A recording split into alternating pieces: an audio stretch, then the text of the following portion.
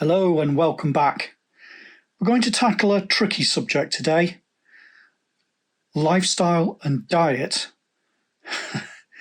for people who have heart disease, like me. Might be a long one, this.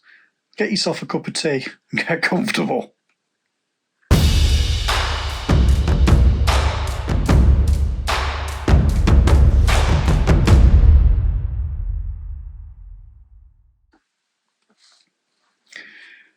Right then, diet and lifestyle with heart disease. Complicated subject. First to say, the disclaimer, this is for entertainment purposes only. While you watch Simon struggle trying to get to grips with this, some of the information you might find useful, if nothing else, just for talking points with your doctor. Okay. So that's the disclaimer. Okay, so where shall we start? Where's this come from? Why have I got heart disease? Well, I don't know. I just know that at that point I have. I don't know when it's developed. I have some pretty good ideas though. And we'll get into how these things actually do affect the heart over time. IBS, I've suffered with IBS all my life. High blood pressure. I've had high blood pressure for most of my life. And a lot of that's probably been caused by another problem I have, sleep apnea, severe sleep apnea, which, as well as the causing high blood pressure by making your cortisol levels go through the roof, also means you have low blood oxygen in the night, which damages the heart and surrounding vessels. But also, I was eating fat in my diet, and we'll get to that. So, I was eating butter and cream and what have you. So, things to do if you've got this problem. 1, reduce sugar in your diet.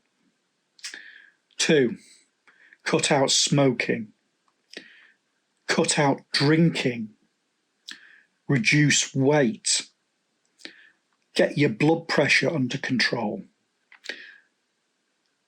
Get any form of inflammation in your body under control as best you can. We need to get now into why. Why do we need to do these things? Mechanisms. Okay, so the one that people all go on about is LDL cholesterol. So what's that? Basically, it's fat. And the first thing to understand is that 80% of it is produced by your liver. It's not from your diet at all. And it's essential. You don't just have fat just floating around your system. It's encapsulated in a lipoprotein with a receptor on the surface. So it's produced by the liver, starts out big, goes around the body, getting smaller and smaller, back to the liver, taken out. However, the problem occurs when that LDL cholesterol gets damaged. LDL cholesterol is the smoking gun. It's not the cause. Something else has damaged it. But what can damage it? Sugar can damage it. So if you look at in your blood work, one of the things, if you've been to the doctor about this, you'll notice they talk about your cholesterol, but they also talk about your HbA1c. That is how much glycolated hemoglobin you've got. So this sugar in your blood damages the receptors on the surface of that LDL. And then when it gets back to the liver can't take it out. So one of the things you'll have noticed if you've got this, the first thing they do is get you on a statin. And so slightly mixed feelings about that to start with, but now it sort of makes much better sense. So first, what does a statin do? Basically, it increases the number of receptors on the liver, makes it more effective at getting the LDL out. However, of course, if the LDL isn't damaged, it doesn't have a problem taking it out. But I guess it takes it out more quickly, so it has less time to be hanging around getting damaged. Perhaps that's the reason.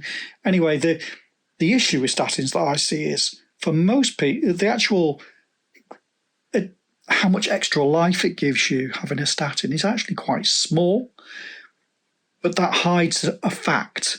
And the fact is that for most people, it does very little. But for a very small percentage of people, it can add a long, long time onto their life. So they'll give you one of those. And obviously, the other thing they're going to do is give you, if you have high blood pressure, they're going to get that down, because that high blood pressure is another cause of heart disease. So basically, if you've got high blood pressure, the vessels are stretched and they're not flexible, supple, and it reduces blood flow, and that causes heart disease. What else? Inflammation causes heart disease, which is why they tell you to give up smoking and drinking. Okay, so what do I mean by inflammation? Well, inflammation is a natural process in your body. It's there for a reason.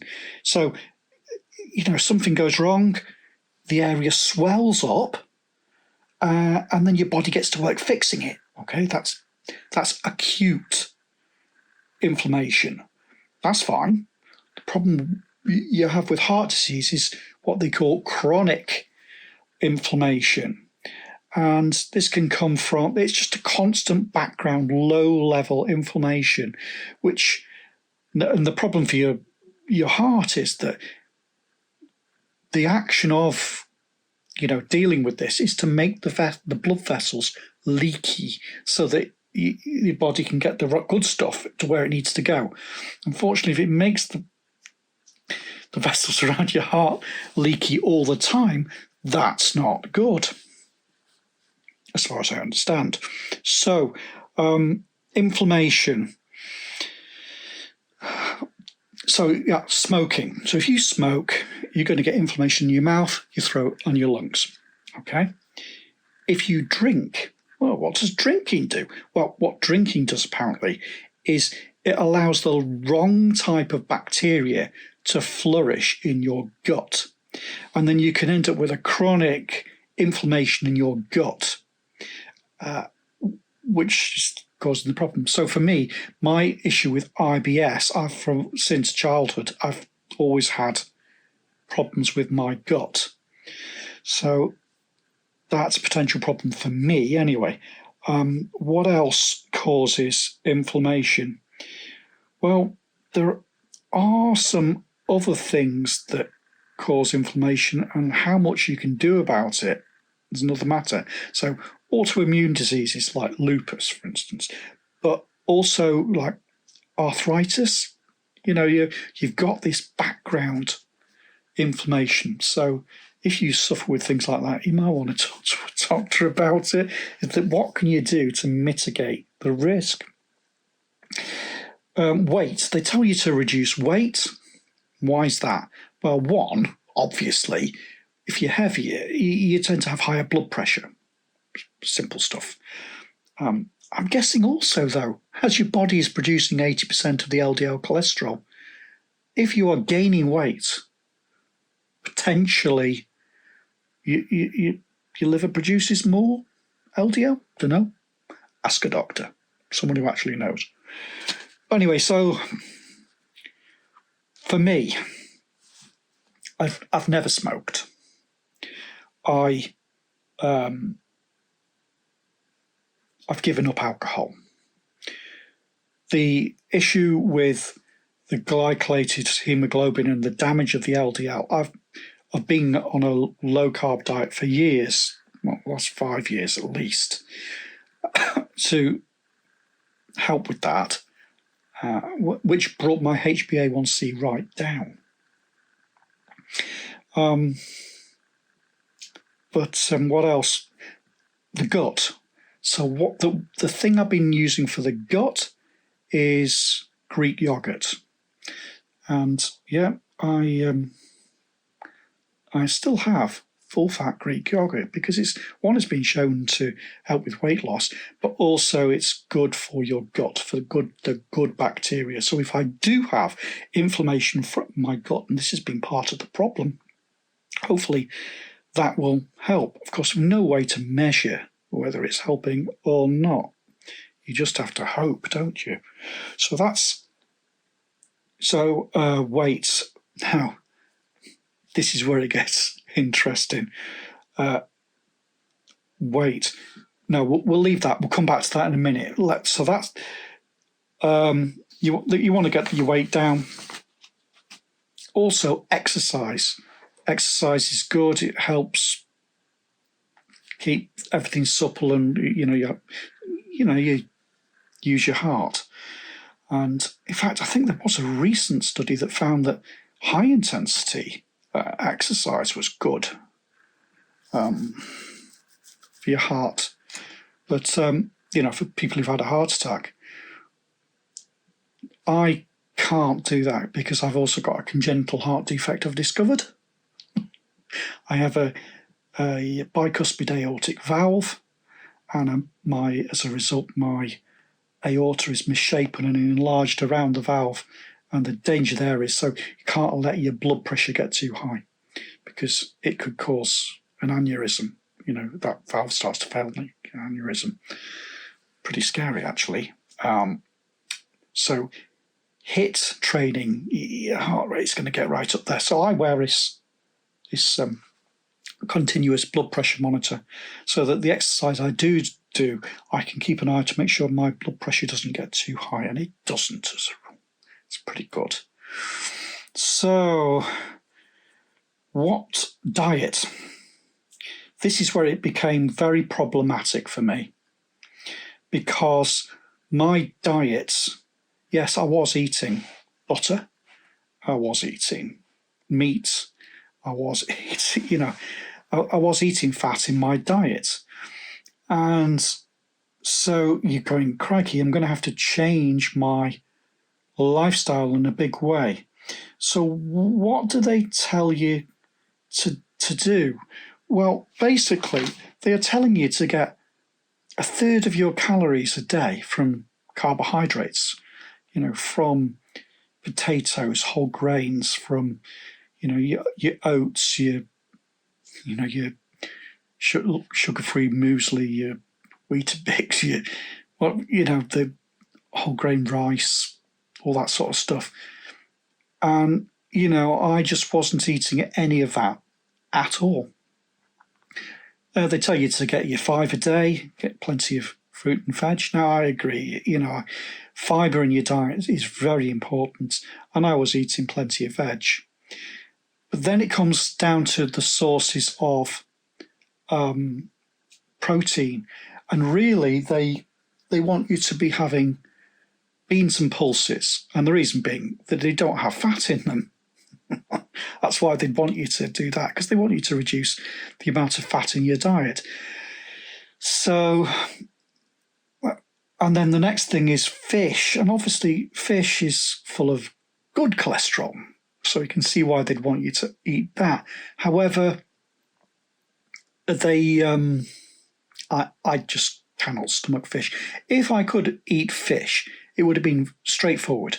I would have just eaten fish and plenty of veg and olive oil, because the other thing they want you to have is primarily unsaturated fat in your diet from olive oil, a Mediterranean style diet. Okay, but meats, they want you to reduce the amount of meat, so processed meat, pretty much cut that out, which I totally agree with that. It's not healthy. But the rest of the meat, they want you to be not having much meat in your diet. And that was a real problem for me because that was my main source of my main thing on my plate. My plate would be half filled with meat and half filled with vegetables as a rule. So, what did I do? Well, I tried. I really, really, really tried. So, back in November, I weighed, 87 kilos, which is a little bit high for me. I like to ideally stay just under 85 kilos because that's, in the, teens for percentage body fat, it's perhaps 17 or 18% body fat. Okay. But because my lean body mass is 66 kilos. We'll let's talk about it now. So I'm not talking about BMI here because the BMI doesn't take into account how much muscle mass you have. And so it'd be very easy to go, oh, look at me, I've lost lots of weight. I'm aiming for a weight goal. And the problem being that you could be burning up all your muscle mass. It's not the muscle mass you want to lose, it's the fat. So you find out if you get on a pair of body fat scales, it'll tell you how much fat you've got, but it'll tell you how much of your weight is just how much you would weigh without the any fat at all, which is, say, in my case, is about 66 kilos. So and for a man, you want to have like 25% body fat or less, ideally. 25 is, I don't know, it's low 90s, 91, 92, something like that for me. So I was under that. I then swapped my diet. I became a reluctant vegetarian. Well, no, I started by trying to do my existing diet, but with just chicken. Because they're saying cut out as much meat as possible, just have skinless chicken and turkey. So I did. So they said, don't have red meat, in which they include pork, lamb, and beef. So you're then just trying to live on skinless chicken with vegetables and salad, which is not sustainable. So I very quickly gave up on that. At that point then, I really cut back on my meat, virtually eating no meat at all. And I was having homemade soups, and they were telling me to get this fat in. I'm like, how am I going to get some fat into my diet? So olive oil, the healthy fat, that is. And so I tried fried bread. We'll come this whole topic there about getting the olive oil into my diet. So I've tried all sorts of different things, and whatever I did, none of it worked. So living on lentils and beans and things like that. So I'd make a pot full of stuff, 1.5 kilos of veg, with beans, lentils, what have you, and make them, wasn't necessarily Mediterranean. It was different styles of cuisine, but the premise was always the same: to get lots from very low fat vegetables and a source of protein. And the problem being that you're not getting enough. I wasn't getting enough calories in, I don't think, because you have a plate full of it, and then tea time, you're starving, ravenous, and you end up eating the wrong things. So then I tried, I tried mixing it with chicken, putting chicken in there as well. I tried all sorts, frankly, and everything I tried, I just kept gaining more and more and more weight. So I went from I had a stable weight pretty much for 5 years, and at a healthy weight. And then I cut out all the fat out of my diet and reduced my protein and eat lots and lots and lots of vegetables and beans and pulses and stuff. And what happens? I'm gaining weight hand over fist. I mean, in 6 months, I've gone from 87 to 103. And I'm sorry, 16 kilos, that's it. Full stop. No more of that. because I'll be dead. I'll carry on. I'll be 120 kilos. I'm just not going to do it. So they'd like me to have no meat and live on beans, but it doesn't work for me. Should we talk about why? I suppose we better add. So there are, as I see it, the issue is, it's going to be a long video, this. The issue is that some people have a larger appetite than others, firstly. So some people, they start to eat, and then within 2 or 3 minutes, the body's telling them to stop. Your body's produces a hormone to tell you to stop. You had enough now, stop. So some people produce lots of it, others people don't. I'm obviously one of the people that don't. And yeah, I'm like, and once I start eating, I could just not stop. I'm like Homer with the donut machine in hell, just go num, num, num, num, num. Once you start me eating carbohydrates, I will just keep on eating it. More. So that's one problem. The next is your blood sugar levels going up and down. So if I eat carbohydrates, then a couple of hours later, your blood sugar drops. And I think it's actually the gradient of the drop actually is probably the issue. But basically, so you end up so that you're eating not because you've just got an empty stomach and growling stomach, you're eating because you feel weak, you're tired. And I mean, I get it really quite extreme. I sweat, I shake, I feel absolutely awful. And so, yeah, you will then eat. And then if, this is the other thing, so you go, right, in the morning, you go, I'm going to be good today. I'm going to eat this bit of salad here, this. You eat it, you're fine. But then later in the day, you get one of these big sugar drops. And I'm sorry, your higher brain is not in control at that point. Your body is screaming at you. Give me ice cream. Give me chips. Give me crisps. Give me basically whatever your favourite mix of 50% carbohydrate, 50% fat. That's what your body wants you to have. It's screaming at you to have it. So which is why this diet hasn't worked. So that's why I think it's happening. You're getting these waves in your blood sugar.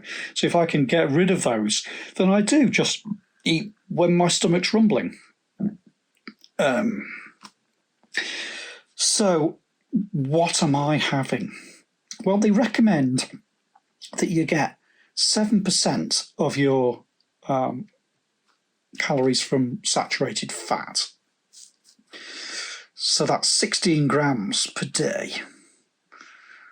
Okay, well, I'm not going to eat beans and pulses. I can't stomach fish. Eggs and meat, though, I can. So then you're looking at how much is in them. But if I I'm now picking very lean cuts of meat. So you get some pork, and that might be 1.9 grams per 100 grams of fat, of which saturated 0.7, or chicken 1.1 total, 0.3, saturated. Lamb is a bit more, tends to be sort of 10-12% fat, with about 5% of it being saturated. Beef, 9. Beef, for instance, I will have some beef, but I'm looking for grass-fed.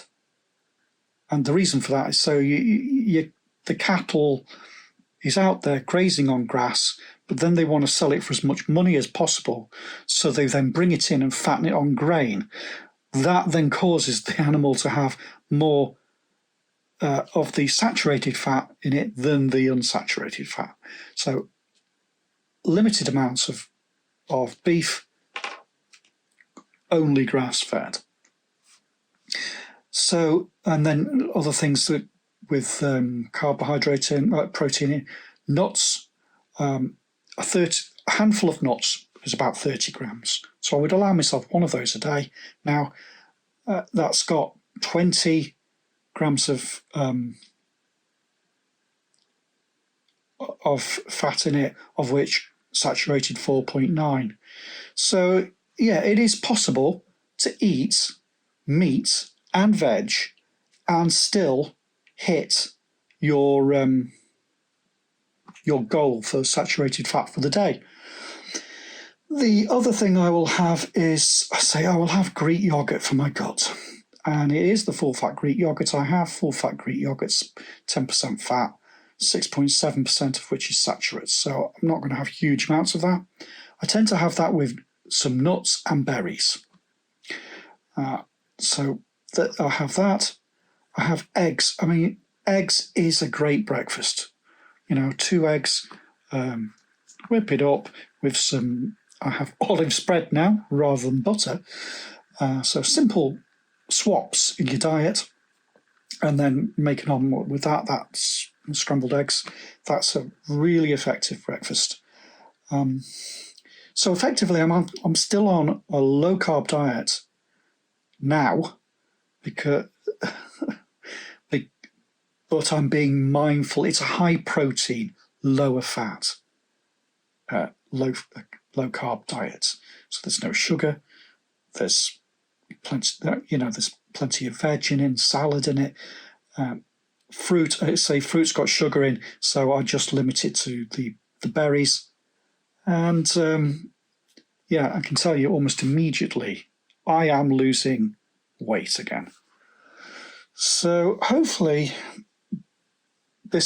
I can keep everybody happy. Hopefully I can keep the saturated fat, so it means I've got another thing to count now, as well as carbs. I need to count fat.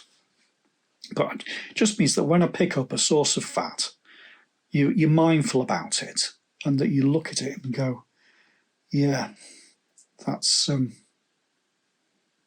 let's not have too much of that. So that's it. Hopefully the weight will now come off again. Probably take me till Christmas, I think, at least. I mean, I need to lose 16 kilos just to get back to where I was 6 months ago, before I tried to follow the heart diet strictly. So, and then ideally I probably want to get to, just so that when you go to the hospital, bless them, they always want to weigh you. So I want to get to the point where I'm, 84, 85. And if they are then going on about BMI and going, you could do with losing 7 or 8 kilos, I'll just lift up my shirt and show them an ab and say, where from? But so that's me and my diet. Oh, half an hour of me rambling on. I hope that was interesting to some of you anyway. It has been a real bugbear for me, this trying to follow the diet plan. But anyway, yeah, so let's finish with the olive oil, because it's important actually. So why do they recommend a Mediterranean diet, right? Why do they recommend it? Well, the thing to understand about the Mediterranean diet is it varies massively. So in some parts of the Mediterranean, they're vegetarian and they're eating chickpeas and lentils, and that's how, Other places, they eat lots and lots of fish, and other places, sucking on sausages, the pork, and so it varies. The diet varies a lot.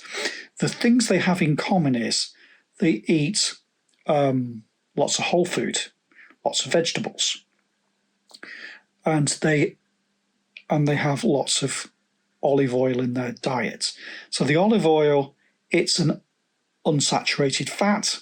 That's one advantage of it. But it has another benefit as well. in that it's an anti-inflammatory. Remember we were talking about inflammatory things at the beginning? It's an anti-inflammatory. It contains polyphenols. So first thing to understand is not all olive oil is the same. Your standard cooking sort of olive oil, the process removes the polyphenols, unfortunately. You want extra virgin olive oil. So, and you can tell if it's a good one because it tastes bitter. The polyphenols give it a bitter taste. So then the challenge is, well, they say you should have 1 to 2 tablespoons of olive oil a day. And I get at least that. And the way I do it is with my morning coffee.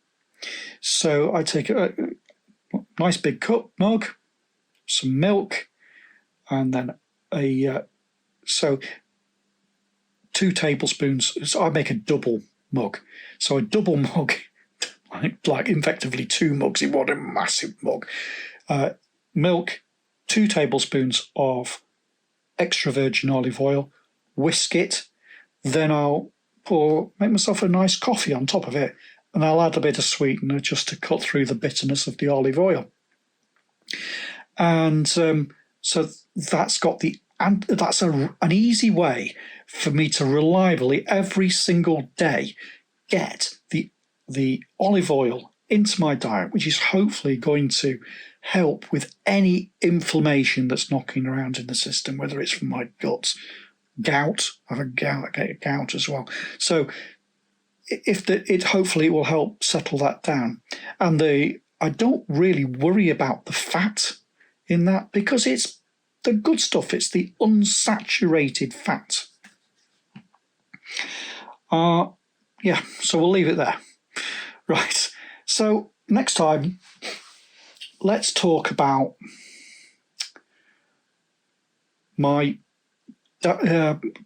fitness following and my training program now after